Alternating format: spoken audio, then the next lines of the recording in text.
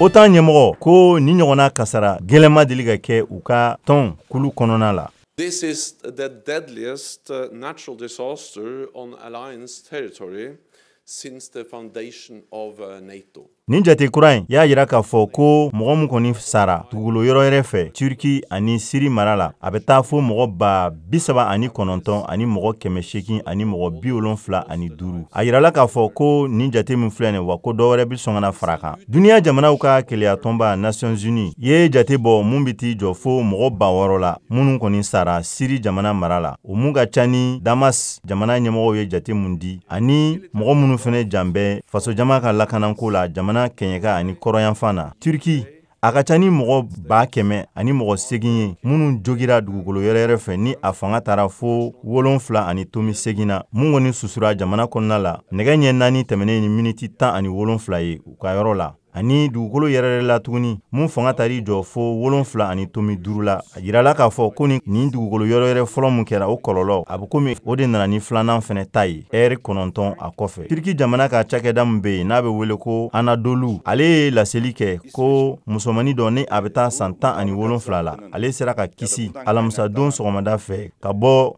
so minnu binna olu jugumana la Kahraman Maras mara la dugukolo yɛrɛ kɛra yɔrɔ min fɛnɛ la. İstediğimiz somut adımları görmedik.